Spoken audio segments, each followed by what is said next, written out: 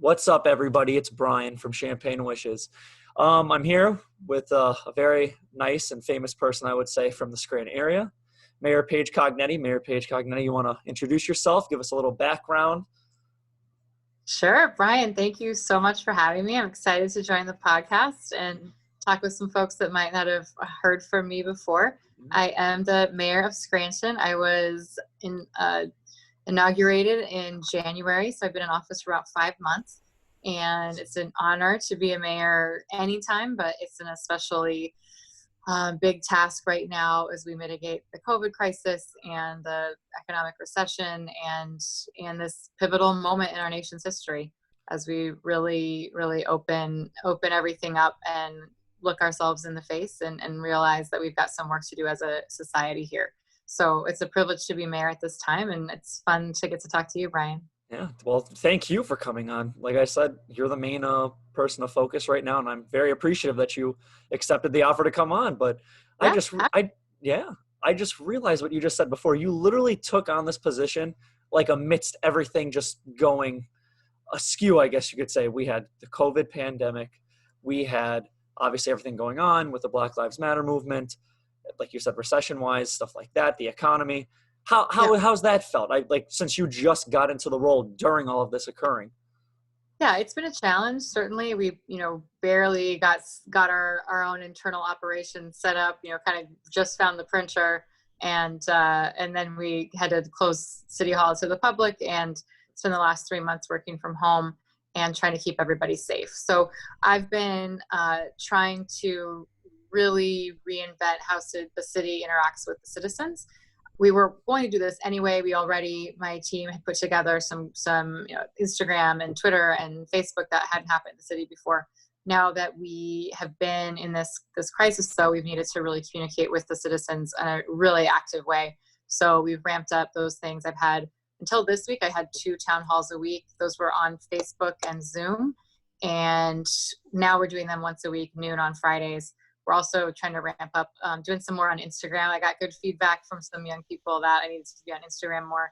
So we're gonna do that more often and make sure that we have a presence there. But reminding people to, in this case with COVID, that we're still very much in COVID and helping people understand what's going on and moving forward, how we are trying to get better services in the city, make it a conversation. And I try to be as accessible as I can to the public so that questions get answered. And in doing that, a lot of times it's clear that government is just, it's hard sometimes. Sometimes we don't do things as quickly as we'd like to. Sometimes the solution that we thought was there isn't quite ready yet, and it can be a little frustrating. But my view of how this works is if I'm transparent and talking communicating it in every manner possible, then people will at least know that we're trying, and they'll be along for the ride with us, and we'll solve the problems together, as opposed to kind of going inward and trying to do everything ourselves. We can't possibly do this ourselves. We need the public. At the very least, we need the public to know what's happening, and we try to keep everybody apprised as well as we can. Absolutely. I like the fine detail you provided us too. And I actually heard of you, even though, like I said, I'm somewhat ignorant, especially when it comes to local politics. I'm like 24 years old, so I'm not really into it, but I'd like to get into it. But I heard of you. My girlfriend absolutely adores you. Because also something maybe we could talk about now, I'll say first, I like the virtual hall meeting things that you've been doing. I was watching one when I was, trying to get some stuff for the podcast and whatnot. But I like that because I like that how even though things are shut down right now, like you said with town hall, you're still trying to integrate the community like in a collectivist manner instead of just saying, no, whatever, I'll address things in my own timely fashion, this and that. I like that you're still trying to maintain, like you said, transparency and communication with people of the Scranton area, which I commend you for thoroughly, definitely. We're trying. And not everything is perfect. It's not. Just on my town hall today, I thought we had a solution to something that we have a half solution. It's not completed yet. It's frustrating, but I'd rather the community understand that we're trying and set expectations, as opposed to trying to pretend I have all the answers or that we can snap our fingers and change a process. That's not how it works. And we're trying to get everything fixed, but we have to do it the right way the first time. And I think it's working. You can't please everybody all the time, but we're doing our best. 100%. And that's something I guess I want to definitely ask you with. I'm assuming with everything going on with COVID-19, right? As soon as everything hit, everybody had to close stuff down. And I think Yeah. I saw an article, I think yesterday on Facebook, speaking of social media, about something that it said you extended it or something within the Scranton area. I don't know what the article was really about. Someone told me it wasn't really true. I don't know what it was, but I know that we're extended in Lackawanna County, right, for another week.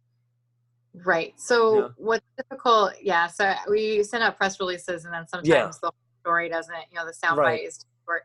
So we have a state of emergency here in the city that is parallel but different than the governor's orders. So in the city, I have to send out a proclamation. I have to sign a proclamation to be able to keep City Hall closed to the public, right? Okay. Right now, we're not ready to open City Hall back up to the public yet. We're waiting probably until green phase for that. So as we do that, I have to sign a proclamation saying that we're in a state of emergency. We can't have City Hall open to the public. That's separate than the green and yellow phase from the governor. So I do think there was one news story that didn't capture that nuance. It wasn't me unilaterally extending past the governor's orders by any stretch. It was just me making sure that I can keep these doors closed to get us ready to open to the public, because we need a little bit more time for that. Thank you for clarifying that, because like you said, the one article I think took what you said and it's just, it's just, There's a lot. yeah, they just took what you said and ran with it and tried, skewing it, but it was nice to hear it directly from the source, because I figured too, the way it sounded, I was like, no, that doesn't make much sense. So there we go. There's something there that we clarified already. But how, I'm assuming, especially with the virtual town hall meetings, whenever you establish that, right? Do you find people now constantly bombarding you with, I don't know, let's say like emails, phone calls, if that's how it works, saying, why the hell is this closed? Nobody has it here. I don't know anyone that has it. Like, why are we still closed? Open things back up. I want to go back to my favorite restaurant, stuff like that. Have you, I'm assuming, dealt with stuff like that? And if you do, what's your protocol? What's your game plan on how you address these types of issues when people, Yeah, we certainly get a lot of questions. We haven't had as many questions about like the why this and not that. Was more in the beginning. And that has been led by the governor. We at the city are, we're not you follow your, right. What can open and what can't. Right. We would be setting the city and business owners up for potential consequences if we didn't follow what the governor was mandating. So that's been a challenge. It's not perfect. I disagree with some of the calls that have been made. And we're still in yellow, and I think that's right for this week, but I was really, really hoping we could go green next Friday, and that's not going to happen. And that's really unfortunate. Right.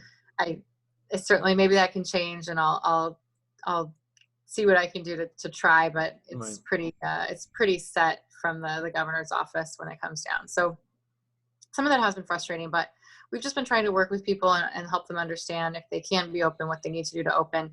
And if they can't be open, we have a grant, business grants that we're rolling out next week. The window comes open Wednesday the 17th at 10 a.m. So if you have a business that operates in Scranton, you can apply for one of these small business grants. It's $2,500. And while that won't necessarily save your business, it can help you pay for some of those COVID-related expenses, or help you, pay some of those bills as you try to sustain before you can get back up to normal. So we're trying to do some things for the businesses and the organizations, and some of it, it's really hard, and we've lost jobs and we're going to lose businesses.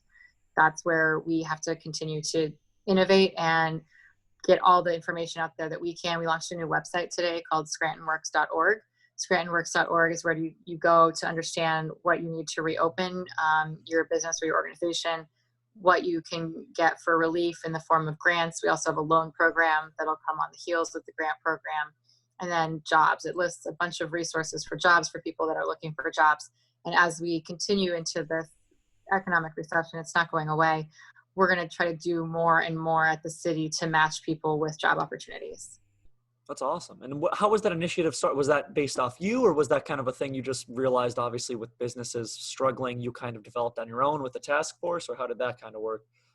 Yeah, the grant and loan funds are something that a lot of other cities have done. The county had one, and we have this one rolling out.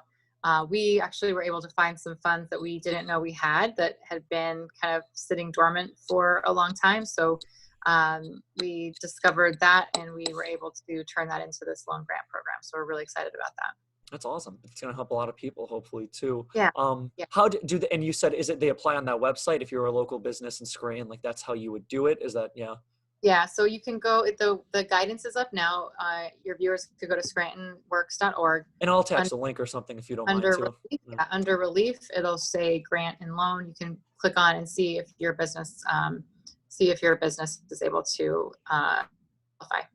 Gotcha. Cool. Well, definitely, that's very awesome. So we have all from today through Wednesday morning at 10 a.m. to understand what the process is, what documents you need, all that, and then that window opens at 10 a.m. It is once you meet the criteria, it's first come, first serve. So, okay. So we do, and I'm excited to be able to talk to you about it because we do want to get that information out everywhere. Absolutely. And I was going to say, that seems like a pretty nice scheduled, filled out plan that you, like you said, even though you were borrowing this idea kind of from other cities, that you at least got to incorporate within the Scranton area. But I was realizing too, because when I was, searching a little bit more about you through a little quick, Google search as everyone uses these days, it said you helped out in a federal job or something, like you were in finance, right? Goldman Sachs, I believe it was, right? Yep. Yeah. How was that? So how was that experience? When did you do that? When was all of that? Yeah. If you want me to talk kind of about my career trajectory, yeah, is that helpful? That would be a good, yeah. Kind of frame kind of where I've been in my adult years. So there you go. From Oregon, went to the University of Oregon. I studied English literature. I thought when I was just younger than you, I thought I was going to be an English professor. And I went to Japan for a couple of years. I taught English in Japan. And when I was there, I realized that I actually wanted to get into public policy, government, and campaigns.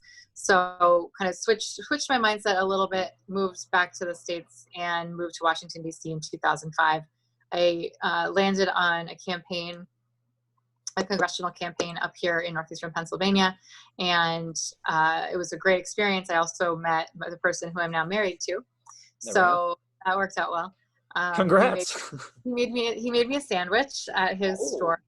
I had a sandwich last night that he made me, so I married very smartly. So to your viewers out there, always marry somebody that makes you a good sandwich. That's a true love story right there. Can't deny that. I'm always hungry. That's why my girlfriend always feeds me too. Yeah, exactly. Well, in this case, it's. It was the opposite. Yeah. Yeah, it's the opposite. So for me, I'm like, I'm not a big cook at all, so it's working out. There we go. But after that, I did campaigns for a long time. I was a fundraiser, and then I was on the 2008 Hillary and then Obama campaigns. I was very, very fortunate to get to work on the transition team for the Obama Biden administration. Then I spent 3.5 years at the US Treasury Department. That was an incredible experience to work in government at the federal level. That was also during an economic crisis. It was so challenging, but so inspiring to see the policymakers at that level that were trying to, bolster the entire U.S. and arguably the world economy. So I was really lucky to be able to learn from these amazing people. And I try to take lessons from that to help us do what we're doing here. And when I became mayor, I didn't know that we would be facing quite the crisis that we are, but this is what we're doing. And so we're trying to surround myself with people that can help us see this through and help communicate about it as we go on.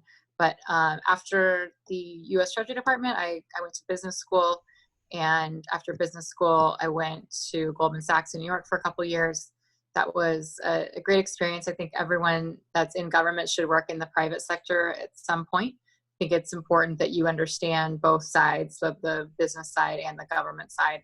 And if you're in business, I argue you need to have engaged with government or gotten involved civically in some way so that you understand what government is doing. It's really important that we kind of cross-train ourselves and each other about what it means to have the businesses and the government. So we're always thinking about both. I try to always, think about the business community and the economics of all of this. It's been very difficult during COVID because public health has had to come first. But it's been a challenge. My gosh, so you just even go back to the beginning, taking the Scranton office, I guess, amidst all of these problems happening. You just love dealing with problems. Like, that's safe to say. Like, you just love fixing them and just going right in there. I guess I do. I do. I'm not sure. I do go into them. I, went on the Scranton School Board after the scathing audit, knowing that there were a bunch of big problems.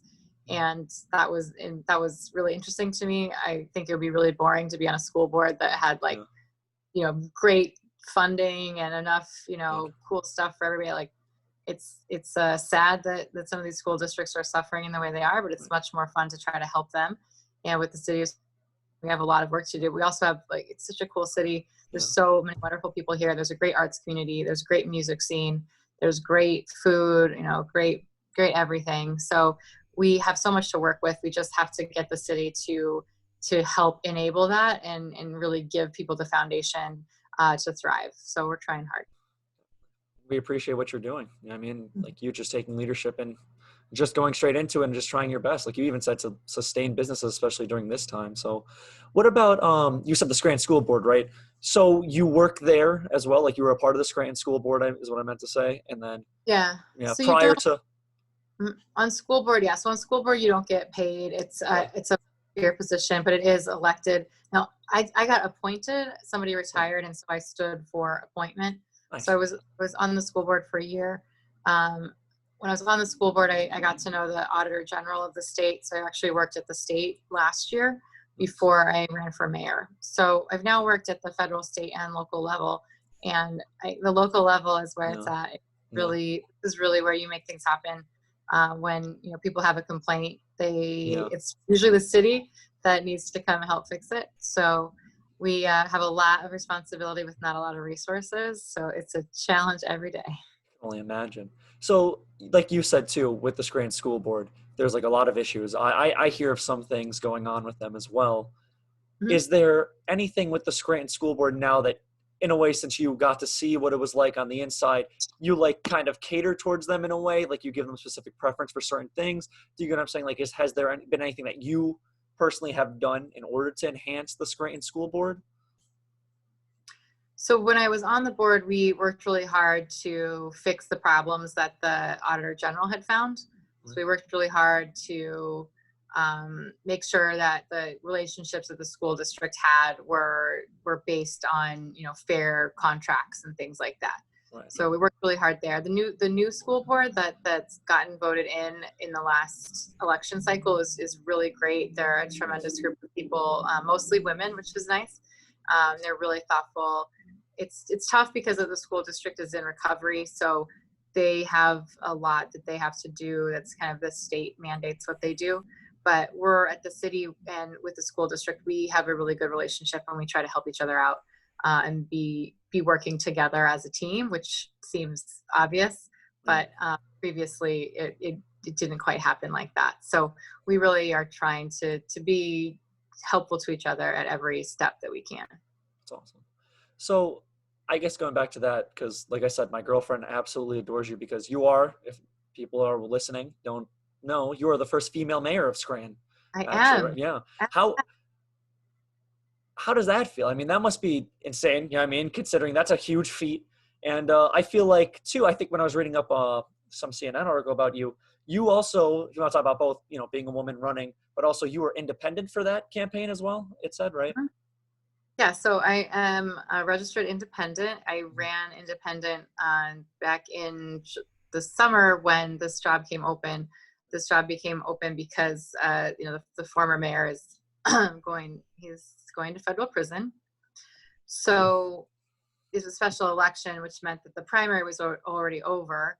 So instead of going and voting in primaries to elect Democratic and Republican candidates for this seat, it was kind of a free-for-all. The Democrats and Republican parties locally, the local parties, each chose a nominee, but I didn't like their nomination process. They did it behind closed doors, and that's not what a primary is. A primary should be what we saw last week, which is people going out and voting. So I registered as an independent and ran as an independent. It was a 6 or 7 person race, and I was the only woman in the race, and I won in November. So it was that was a cool experience. Having worked on campaigns and then being able to be the candidate was cool. That was a really special thing. And to get elected was it still doesn't really, it hasn't really even sunk in yet. Honestly, it was just an amazing experience. The piece about being the first woman is pretty cool. I don't think about it that much. I try not to like ever focus on it.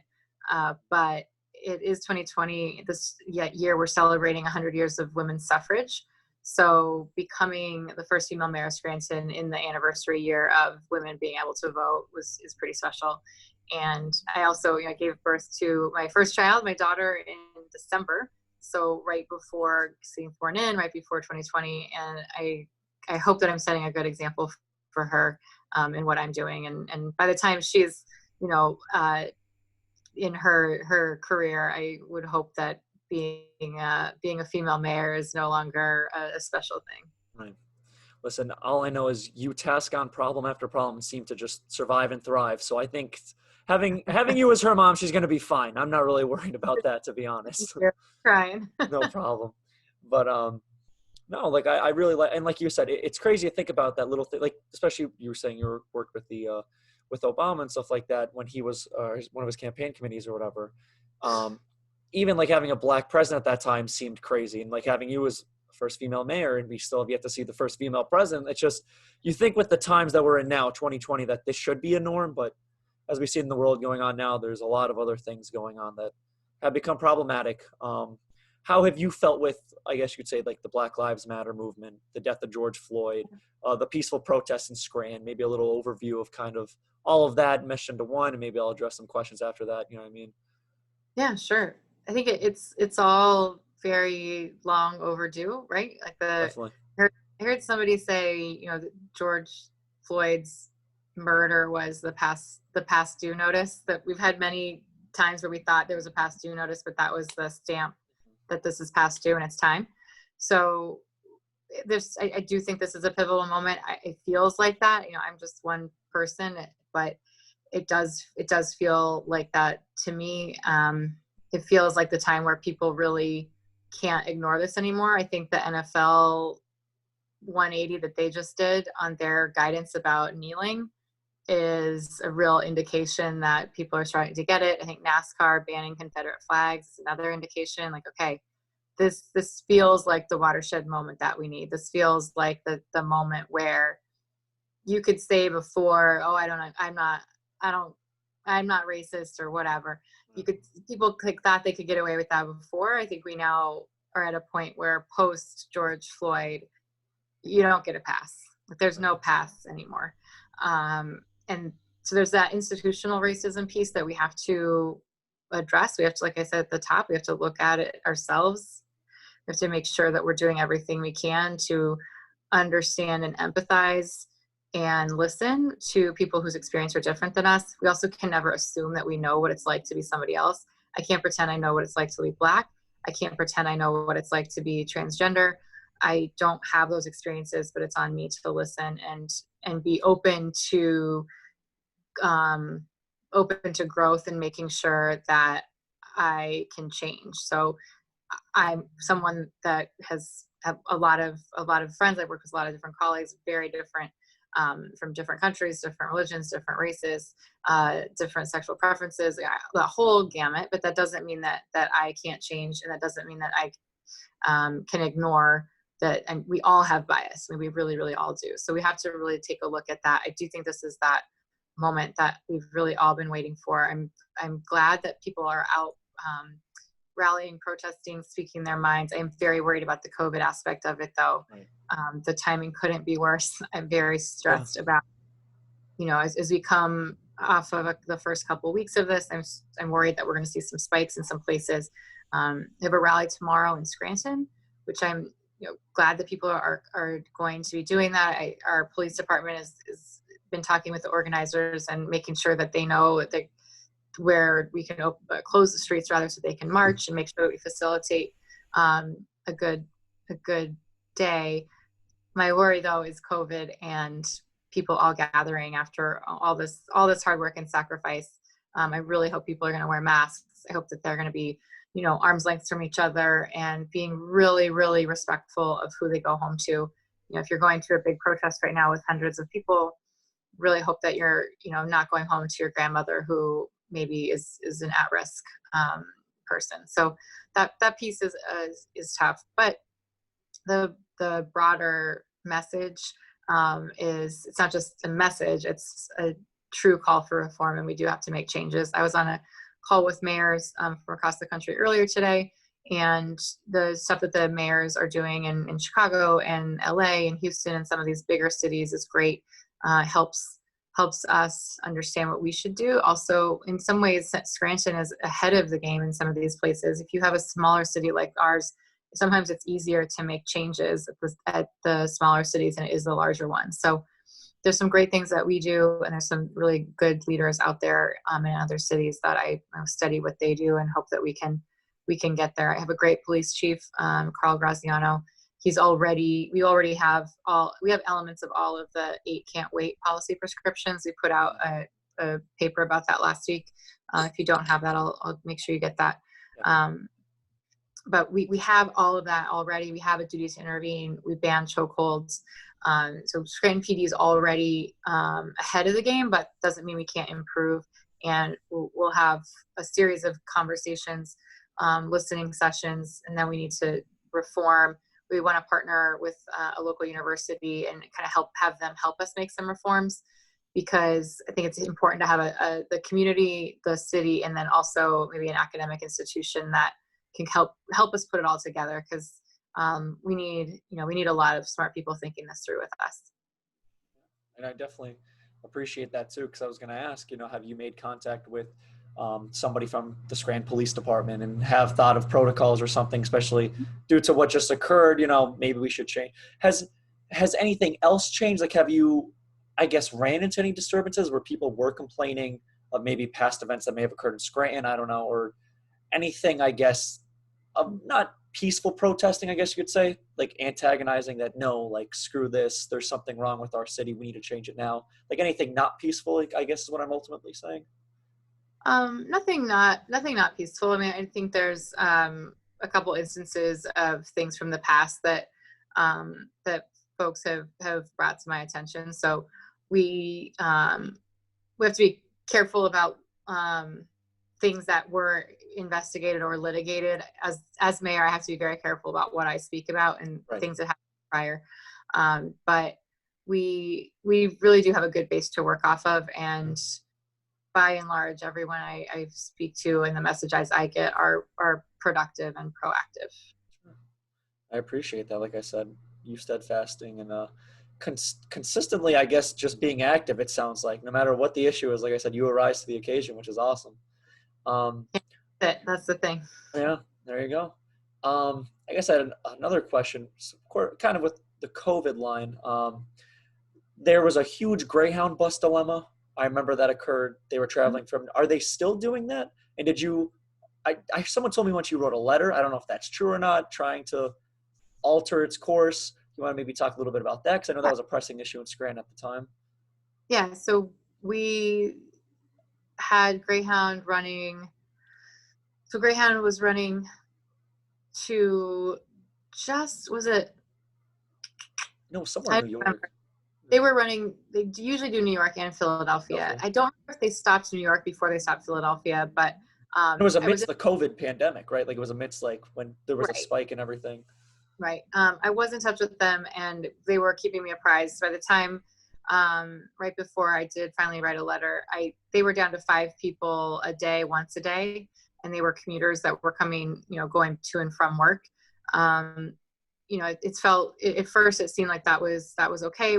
We were in really good touch, and then realized that the community was really nervous about it. So I wrote a letter to Greyhound, and they turned it around. I mean, overnight. I think I sent a letter to them on Saturday afternoon, and by middle of the night, Saturday, like Sunday morning, they had responded saying that they would stop service. So Greyhound was great to work with. They were, and we're in touch with them again. So on June 5th, they started just one bus run, Philadelphia to Scranton.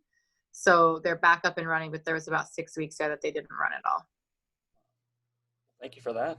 Definitely. Mm-hmm. That was definitely something that needed to be done. How do you, I guess, especially being a mayor, and we kind of talked about at the beginning just a little bit, how do you appease when there's two different sides, and they're completely, you can't, like you said, make everybody happy. So what is your mind frame when you come into these situations that you have to find an answer, but the answer is not black or white. It's very gray, and you're going to make someone ultimately happy with your decision, and you're going to piss the other one off. How Yeah. do you go through these standards? Like, what is your protocol to do these kinds of things? I mean, you have to do the thing so first you have to do what's legally and ethically right. Correct, right? That comes before all else, right? Mm-hmm. So legal and ethics. Once the legal and ethics box are checked, you got to look at the finance piece of it and make sure that we're doing. It's not always about the lowest cost thing. It's about the lower cost but responsible and effective solution. And then when it comes down to decisions and policies, you have to think about what works for the most people. So you can't please everyone at all, never. Yeah. But you have to think of what's the most helpful for everyone.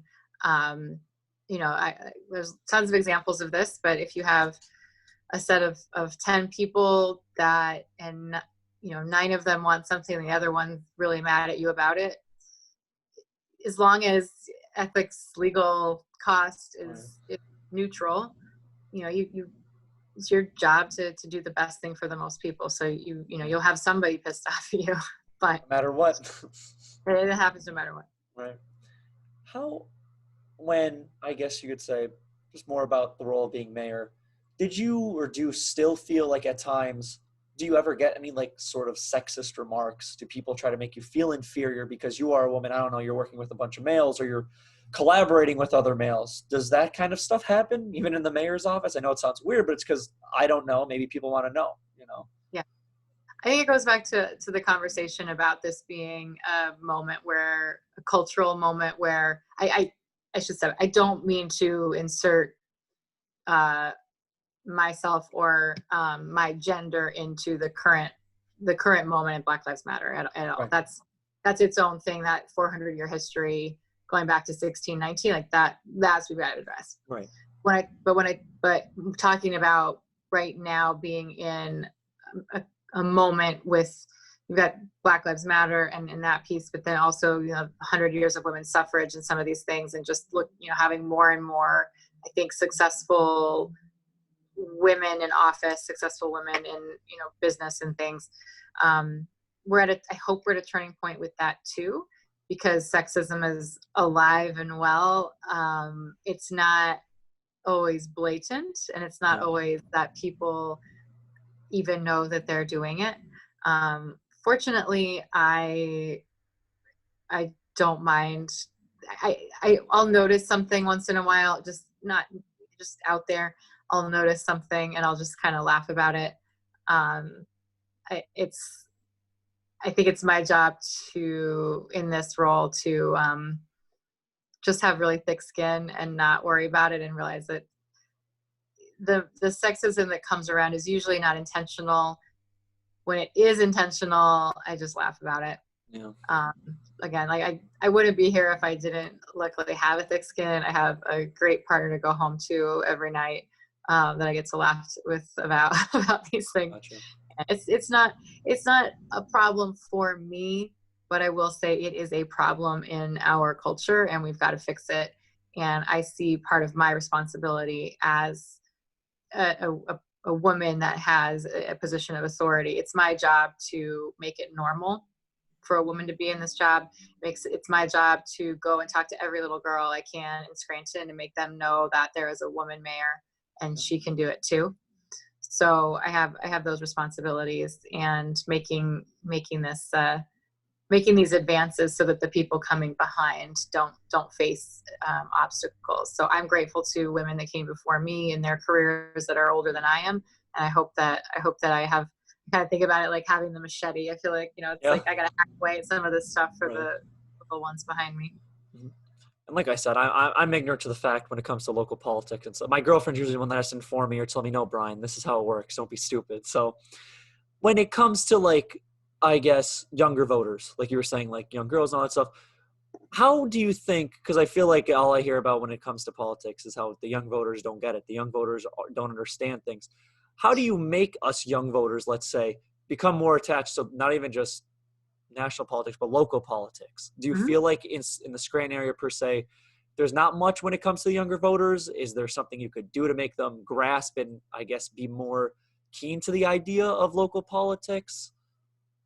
Yeah, I mean, that's what I hope I'm doing like Yeah. right now, by Yeah. meeting you and be talking to a whole new group of people. I got to up that Instagram live stuff so that I'm more Yeah. active there. To me, it's about making, I hate when people say, oh, young voters don't care. No, no, no, no, no, no. Yeah. I Like, get yeah, told that they all the do. time. Don't worry. They do. They just don't care about the same stuff that maybe Mhm. older people do, right? They just Right. care about different. No, they don't care. It's just they Mhm. care about different stuff. Right. So it's very foolish to be dismissive of anybody who doesn't vote.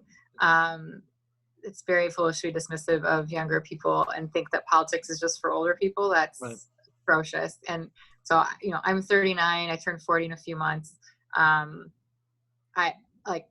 I hope that I'm kind of a bridge where I obviously have a lot of experience. Like, I'm old enough to have gotten this job, Right. but I'm also, I think, young enough, and I try to surround myself with a lot of young people. I have, a campaign team that's, young and, like, it's, talking with the campaign team from October, like making sure my campaign team was young so they could let me know like how people communicate and how we should be talking to everybody, and just making sure people are excited. We had on my campaign, we had um, all these high school kids and college kids that just came and they were knocking doors and volunteering. They'd never done it, and Nice. it was great. It was so great. Kids care, of course. Kids care. They just don't care about like necessarily what happened 14 years ago with so and so. There's all this like old politics that, I mean, honestly, nobody cares about anymore. So we need to talk about the issues of the day. We got to talk about how do we fund our schools better. We got to talk about how we make sure that we have safer streets. We got to make sure we figure out how to have, all the little things that help the quality of life in our area. We got to figure out how the noise ordinances work so that we're not so enabling people to have concerts and, while also Right. not waking neighbors. Like, there's all sorts Right. of stuff that we really care about. We just have to listen. What I need from younger people is to go vote. And what I need from younger people is to make sure they answer the census. So that's the deal, is like, I will do all this stuff, but it won't matter to who gets elected and who's in these offices trying to do things. If I like to think I'm trying to reach out and understand like everybody who's 6 months old, like my daughter, to Right. 100 years old. How do we do the best for the most people, including younger people? We have a ton of universities and colleges here. We have so much. We've got to make sure that we're really listening to that, like, high school through young adults, like high school into the 30s. Like, you guys get ignored a lot, and you shouldn't. But I do need you to vote. That's the thing, is if you guys don't vote and you only vote in the presidential election and you don't vote the local election, then that means that people like me don't really get voted in. Then it becomes just kind of the old guard again. Yeah. There's this really a lot of this is nationwide. A lot of the people in power, or have been in power for a long time, think that they got this, that they're just going to have the power forever. We saw that when Alexandria Ocasio-Cortez beat Jim Crowley in the spring of 2018. He had no idea what was coming. Mhm. He thought he was going to be congressman for the rest of his life, Mhm. and he dismissed this young woman. He dismissed, and it wasn't just her. He dismissed the voters, right? He dismissed that Right. young people come out to vote. He dismissed that people of color wanted to their voices to be heard. So we have a long way to go, but there's really been some amazing progress in the last few years of more women in elected leadership, more people of color in elected leadership. And that's a tribute to I think more people are coming out. I think more young people are coming out, but we got to get everybody to vote. So we got to make sure everybody registers to vote. Definitely. I appreciate your spiel about that, instead of just calling me a dumb young guy that doesn't know anything about politics. And it's No, that's a tactic. yeah, That's a yeah, tactic to make you feel disenfranchised so that you yeah. won't go. Which is sad. And I think I like that you ran independent, like you said, even though it was because the one party, whether it was Democrat or whatever, seemed to be a little corrupt. I like that you ran independent. Because I tend to find myself, I don't know much about politics. And I feel like there might be some I people in feel my like you position do too. know stuff. politics and you're just pretending you don't. Yeah, I just don't want to show off. Yeah, I mean, I just don't want to bore everybody out there, But no, I feel like the two-party system, in my opinion, just seems a little outdated. It's just, I feel like when it comes to like values and what kind of policies and key concepts there are, I don't see Republican, but then I don't also see some things with Democrats. So I don't want to necessarily identify as one. Does that make sense? And does that lean towards maybe why you went? Yeah. You're not alone.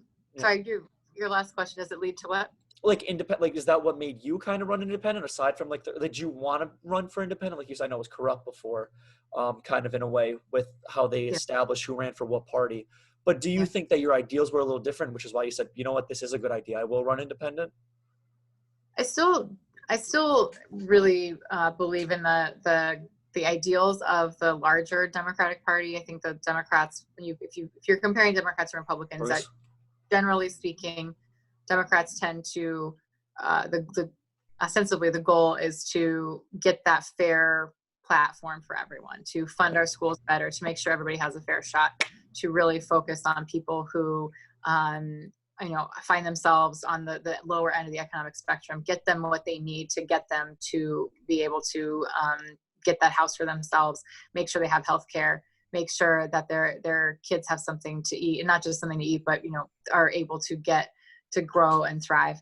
However, the local government, I don't think, should be partisan. So I'm on that mayor's call just a few hours ago. Yeah. There are mayors across the country. I don't know if they're Democrat or Republican. It doesn't matter.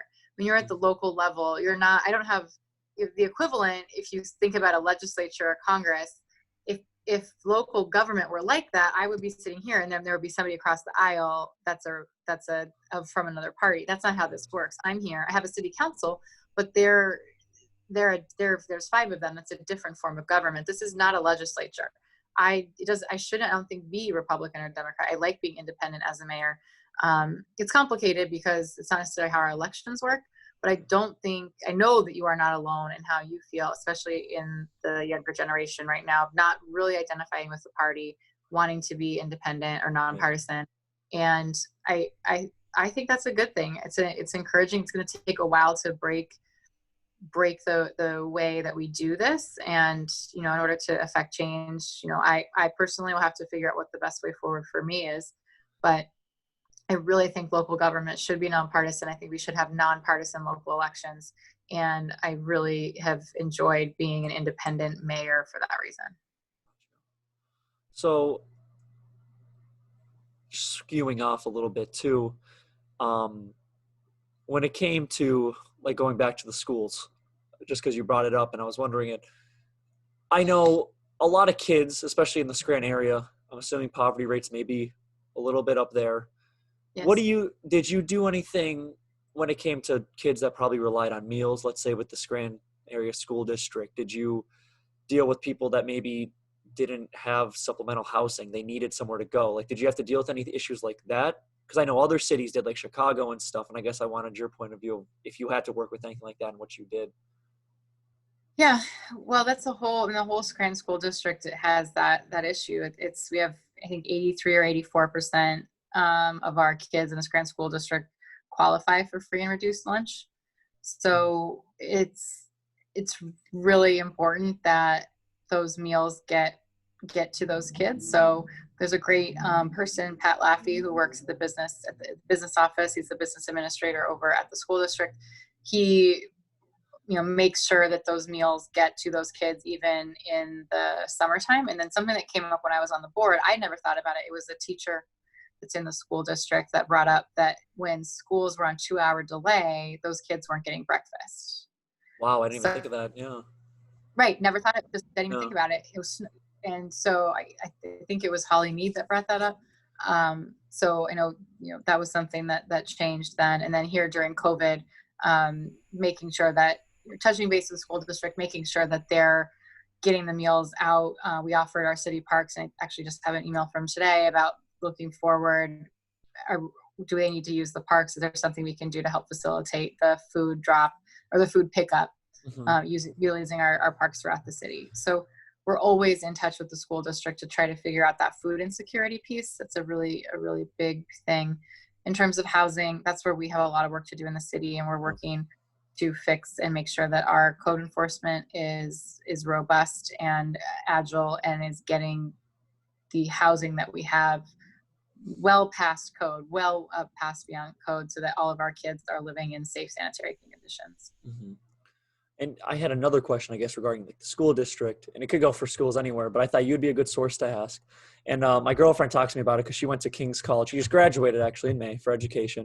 She wants to be a kindergarten teacher. That's the goal, hopefully. Nice. Yeah. But me and her were like spewing ideas with everything that happened with COVID as well. Kids lost a good amount of time from school, right? So have you gotten any discussions, or do you think of anything that could help them? Because I'm assuming now kids are going to be, what is it, like 2 months backlogged?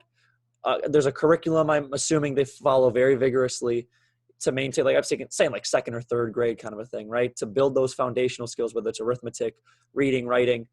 What do you do now if they're already 2 months behind? Because obviously online learning, I know they did these online things. I don't know specifically, I don't know anyone that did it, obviously, but they've done stuff like that. But does that really grasp their, I guess, cognitive abilities? And do you think that's going to have to change now next year when schools restart? Are you going to have to, like, in a way, go back to what was missed to ensure that they got that or grasp that knowledge? Are things going to be different in the world of education around here? Stuff like that? Yeah, so I don't have all those answers, but we do have a task force that includes all of our professionals and the colleges, universities, and the school district to talk about some of these types of things. So I don't have an answer in terms of the curriculum per se, but I do know that we're trying to get solutions for broadband to make sure that there is, better internet access throughout the city. And also in terms of devices, how do we maybe get some grants for more devices so that we make sure that every kid has the device and the access. In terms of curriculum, yeah, I'm not sure. I think the same question is for probably same question for colleges too. Yeah. Because I don't know exactly what they had to do in their classes. I think it might vary, but it's a concern. It really is a concern. And look, we don't know for sure if school is going to be back to normal in the fall. So, if you didn't learn your multiplication tables and you're supposed to last year, you're going to have to fold it into the curriculum coming up in the fall. So it's very possible the fall, this fall could be a really jammed curriculum year for these kids. And it's going to be a lot. It's been a lot on parents. It's been a lot on teachers. It's always a lot on teachers, but this isn't helping. Yeah, I can only imagine. I guess to even segue towards the end here, thank you for answering all those questions about education. I wanted to pick your brain about that especially, so thank you for that. You kind of said it before. You kind of didn't agree with like the yellow phase stuff. What is your take on everything that occurred with COVID and whatnot? Do you feel like we should be in the green phase by now? Do you think that wearing masks are appropriate, even though just because I work in healthcare, you could find numerous research articles that state masks aren't as good or aren't the best protective barrier, because if you touch it wrong or if you just don't dispose them and continually wear it and it's soiled, stuff like that, research does sometimes prove that it's negative. Do you think, in your personal opinion, that we should have been open by now? We should have segued and did something else other than Governor Wolf's area color type deal? What is your take on that? I mean, it's a tough one because, sorry, I'm boring you. It's okay. The air isn't circulating back here for me. I would like to be in green phase. I was hoping, I knew that it wouldn't be this Friday. I just didn't think so. I was hoping that we would hear that it would be next Friday, but that's not happening. So I was really hoping for next Friday. I will say that. I was very, very much hoping for next Friday. I can't make a determination based on my own feelings. I don't have the data, and I don't have the data analytical training to be able to say what it should or should be. I think economically we've got to get to where we can reopen fully. Being in yellow phase is a relief. I do think that we went to yellow phase too late. I wish we'd gone sooner. I really wish we'd gone sooner to yellow phase. I think we could have done that at the same time as Luzerne County. And I asked the governor to go green the same time as Luzerne County this time, but that's not happening. We learned that today. So that's unfortunate. But I will say that as much as I get a lot of pushback from businesses, and I did say I think some of there's very much some inconsistencies in who can be open and who can't be, and that's a problem. But I just think it's weird because I go to PA school in Williamsport, which is Lycoming County. But then it's weird because I had to go back there about a week ago, and they're in green. But it's so weird that I just take an hour and a half trip practically. And then I come back here, I'm in yellow. Over there, they're all open, doing all that kind of stuff. But then I come back here and it's closed. I find that really bizarre too. How I could just like take a little hour journey and well, their they had county's more. open. It is based on data, and Yeah. Lycoming didn't really ever get hit, whereas we had Yeah. 185 deaths or something like that. Yeah. We're much closer. It's not just as the crow flies, right? We're Right. much closer to New York than Lycoming County is. That is true. So we are more of I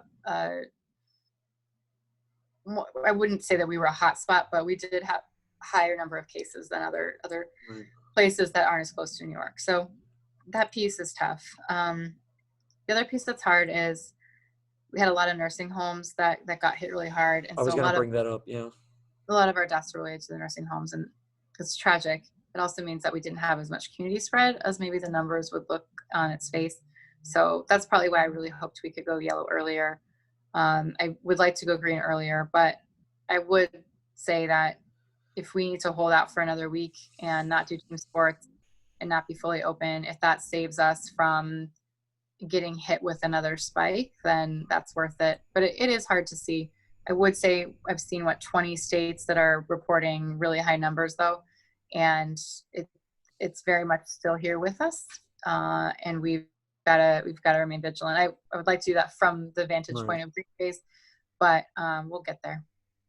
We'll get there. That's good. And that's the scariest part, the transmission. Like you said, all these states that reopened did see a dramatic increase in cases just because I feel like people think it's magically gone, going into green phase or being able to go back to your favorite establishment. They just think, oh, we're done with it. Now we're good. And that's the thought process you shouldn't have, is what I kind of cringe about sometimes at night. But then that's why, though, I wanted to go along with Luzerne, because I feel psychologically that if Luzerne's doing something, then Lackawanna should get to do it. That, you go to Williamsport, like Lycoming County, that, you make that drive, but not, during the day, it's more of Lackawanna Luzerne traffic, right? So that's kind of a region in itself. And so I'd like for our counties to match. I agree. Doesn't make a lot of sense to me that we don't match up. I think we should go in Luzerne does. Yeah, because you make a point there too, because I live in Old Forge, and it's like equal distance to going to Scranton and Wilkes-Barre, if not pretty close. And it'd be weird that one's in green, but yet the other one's in yellow. I think that's kind of it's a contradiction. I mean, I don't know. It's weird. If I go left, then they're in yellow. But if I go right, they're in green. I could get a haircut, do whatever I have to do. So that is a little weird. Do you think with the nursing home, did you get a lot of, I guess, responses towards people maybe having loved ones in there freaking out, saying, what about like emergency preparedness? Why didn't we expect or suspect something like this happening? We could have done better. How did you have to deal with that kind of stuff? Yeah, we worked really hard to get extra PPE to those nursing homes. So my emergency management coordinator is also my fire chief, and he and I fielded a lot of calls and got a lot of different PPE that we could access to the nursing homes. As we go into the next phase where we're trying to mitigate COVID, still I think the state's going to do a better job of helping the nursing homes specifically. And do you think if there was a second wave, let's say, we kind of briefly talked about it before, do you think we'll be ready now that we saw the first wave hit and it's on the back of our minds, like, hey, this is what happened. Let's make sure we have more PPE readily available. Let's make sure we have staff nursing homes and that these people get monitored prior to coming in, temperature wise, and they're not showing any symptoms.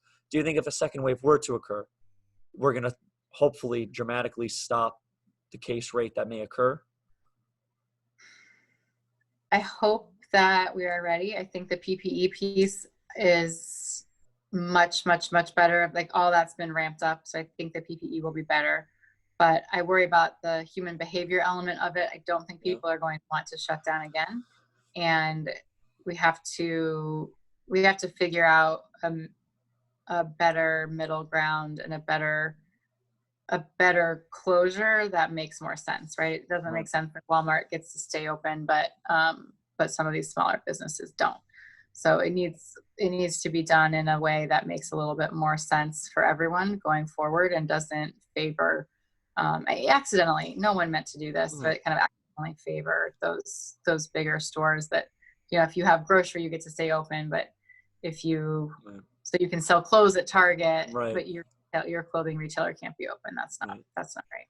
And how do you feel, I guess, being a wife, having whatever family, being a mother now, newly done mother? How do you feel with all this madness happening too? How do you personally cope with it? How have you been feeling amidst all of this? Wow, thank you. That's a nice question.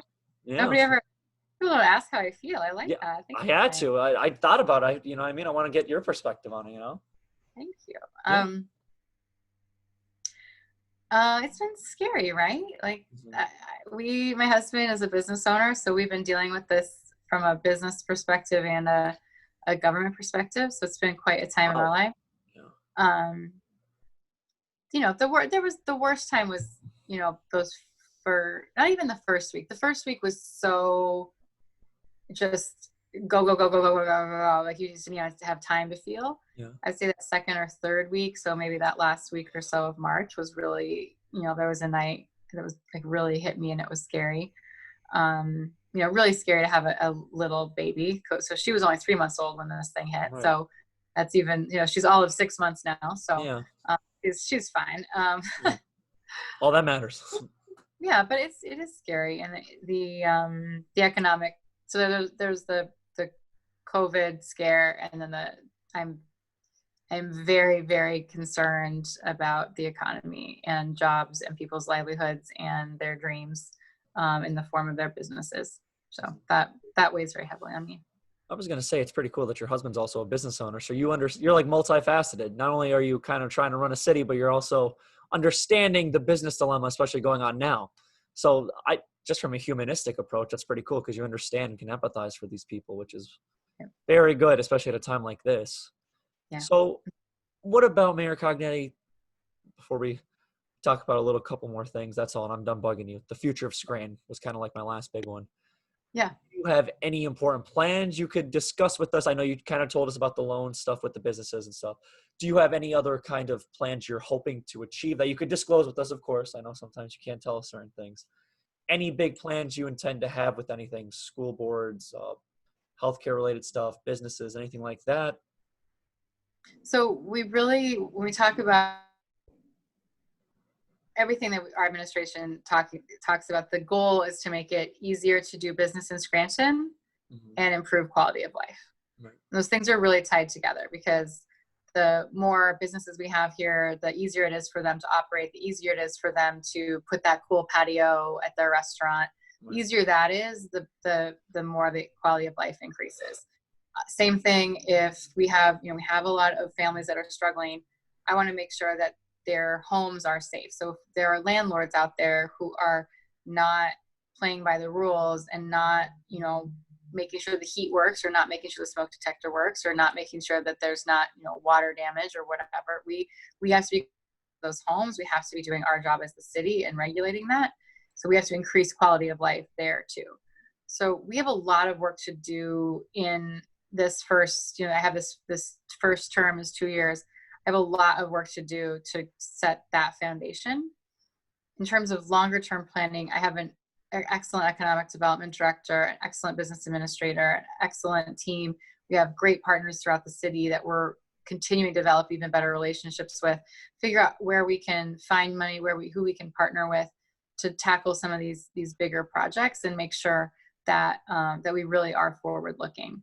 But right now, there is so much work to do to get to those first two things, make it easy to do business and improve quality of life. And as we do that, we're talking about all these things. We're trying to figure out what some of those bigger items, those big ticket flashy items can be. But really a lot of it is to get to that, we have to do a lot of groundwork. You got to set it, establish it, right? Yeah. Yeah. So we need like 10 more years of you, and Scranton's going to be this modern-esque kind of That'd be nice. futuristic place. Yeah. I mean, listen, really all we need is a kick-ass like brewery downtown. We got That'd be backyard ale. sick. We got lots of great places downtown. Not Here we saying go. that, You know, I'm gonna ask you something random. I'm gonna cut you off real Oregon. quick. I'm from Oregon. I want to Yeah. smell. There's a like a brewery district Yeah. in Portland, Oregon, and when you drive by, they don't brew there anymore, but used to be. I go to my dad's office downtown, and when you're the brewery blocks, what they called it. Yeah. That you would drive past, and you roll down the window, and you could smell all the hops. It was amazing. That's wild. So I would love to smell hops here in Scranton. Are you a craft beer drinker? Let's go with that. What's your favorite? I do love craft beer. So Yeah. growing up in Oregon, we had craft beer like ahead of the pack, Yeah. right? So kind of not grew up, but after I was 21. I got you. Yeah. Of course. Of course. There we go. See, we both said, yeah. For my first sip of beer when I was 21. And as I've gotten older, my tastes have changed, and I'm a big sour drinker. I love a good sour. I like a sour mash dry hopped beer. Jesus. Yeah, they're really good. Listen, I'm a cheap drinker. I cannot consume alcohol because I get inebriated very quickly, and I'm a White Claw guy. I can't lie to you. Hard seltzers, that's my go-to. Discovered them, fell in love. I tried one, and I thought it was awful. Really? I can't. Come on, they have a new variety pack. Now you got like 8 different choices. You gotta like one of them, I promise you. But maybe my brother-in-law drinks those, so maybe I'll give it a go. But I like sours and Guinness. So when I go home every night, this is your scoop, right? When I go home at night, after I hang out with my daughter, I have a Guinness. That's my drink of choice. So I give you props. It's a dark beer. I can't do that. I can't do that either. I'm a very bad drinker. I told you. Like give it a try. Try it again for the first time. I'll try it. So here's a random. Gotta be the can. Can't be the bottle. Can't be the bottle, did you say? You gotta be the can? Gotta be the can. Okay. All right. Maybe I'll try it. Here's another random question for you really quick. Favorite restaurant and or bar? Because it could be a bar and a restaurant. What in Scranton, of course. Yes. So we love Market Street in Scranton. Market Street's a big favorite for our household. We've been going there for a really long time. Nice. Absolutely like that. And I like to go to Chicano's in Southside for Nice. There we go. But being mayor, of course, I love all restaurants equally. Of course. No, I got you. No worries. Two big hits there, yeah. There we go. Thank you for that. So I guess even a good segue to go from there. My last point. So what about? Because my family actually does La Festa. Their stand's called La Rosa Italiana. What about events like that in Scranton? Like I know, like when it came to Montage, they've canceled a lot of events, moved them to like October, November for as of right now, which could also be subject to change. They would say. I don't know if you work in that committee or do you know anything other events that are big like La Festa? Because I know it brings a lot of attraction from very different places. Do you think they're most likely going to? I assume they can't. Assuming I don't know. That's Labor Day weekend typically. But do you think that'd be a good idea, even with the COVID scare, even if numbers decrease, and if we are in green, would that still be a good idea? Do you think, Yeah, I'm not sure yet. That's it. Right. That's right. We've been trying to get through these like yellow green phase things and make an assessment, but I'll need to talk with Chris and the La Festa folks in the next couple of weeks or so, and we'll have to figure out what we can do because we certainly want the income, we want the fun, we want the cultural pieces of it. I also don't want to put folks in a position where they're planning for something and then we have to cancel it. So, I don't have the answers to that yet. I'm wishing. It's still a little bit away. You don't know. We don't know what's going to happen in a couple of months, let alone tomorrow. So. Remember, this all started with the St. Patrick's Day parade. That really accelerated our decision making, and that was a tough day. So, my question. I'm happy you brought that up. I remember I had a little bit of Facebook fingers. I was typing about it. We knew Corona was going to come pretty much. I think we may have had a case by then. Did you feel like it was okay to have bars open? Because the parade day, there was, I think, certain places closed, if I recall, like El Mary, certain places like that. But most of the establishments were open for obviously social outings and stuff like that because it is a big day for our area. Yeah. But did you agree with that? Did you have any say upon that?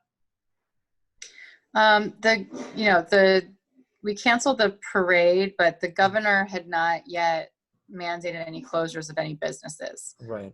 So as mayor, we did a whole push. Our fire team and code enforcement team went to all the bars and gave them like CDC guidelines and said, you guys Okay. really got to try to distance. And, we didn't wearing masks this time, but try to distance and try to not to have big crowds. But the governor hadn't mandated closures by that point. And it really, if I have to, I'll assess it, but I haven't needed or wanted to be in the business of telling businesses what to do. Right. That's understandable. All Yeah. right. I mean, Mayor Cognetti, thank you for everything. Thanks for joining me today and letting me bother you for almost an hour. I feel bad now. No, it was great. I do got to run, but it's great to meet you, Bryan. I hope to meet you in person at some point. And I enjoy this stuff. I enjoy having a conversation. I enjoyed the questions. I really appreciate you asking me how I feel. How are you feeling? Wow. I'm feeling okay. I'm a PA student, and I work crisis at Auditor General Hospital. I feel overwhelmed sometimes when I go to work. It's just per diem stuff for the summer, so I just work like a couple of shifts. But I feel okay. At times it's overwhelming, like you said, especially in March. That's when it was really scary. But trying to survive PA school and that, hanging out, I get to see more people that I haven't really got to see throughout my semesters, like my family, my girlfriend and her family. So it's been nice. Thank you for asking. Like you said, it's weird to have people ask you how you're feeling, especially throughout all this madness. So I'm doing okay. I miss the gym. I miss the gym. Listen, I do miss the gym. Yeah. I feel bad. My husband caught wind of a gym that's letting people in. Yeah. Wink, wink. Not in, and he's like, I can't go, can I? I was like, no, you cannot. No shot. He knew he couldn't go, but I was like, gosh, man. Of course. Yeah. But I guess any final sign-offs, anything you want to just make known, maybe to younger voters, the people of Scranton, any last few words before we get off this thing? Right. I mean, I guess please, I'm sorry you can't go to the gym. We can't go to the gym until green phase. So please don't go to the gym. And if you have a gym and you're open, please heed the warnings. No, we really are working hard, and we're trying to change how the city works.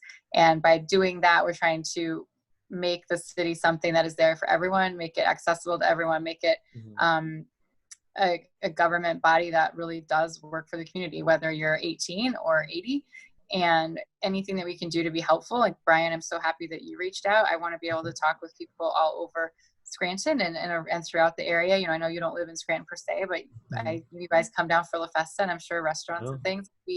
We're the hub of a lot of the culture here, and we're proud of that, and we're happy for that, but we need help. We can't do it on our own. We need support and help, and we are excited to meet all the different people out there and figure out how we can better serve you. Absolutely. Well, Mayor Cognetti, you said it beautifully. Thank you for the awesome conversation. And like you said, I hope one day we could meet. Hopefully after all this stuff's done, you know what I mean? Hopefully if that day ever comes. Mayor sounds good. Yeah. Thank you so much for being on with me, and have a good day. All right. All right. You, Bryan. Have a good weekend. You too. Bye.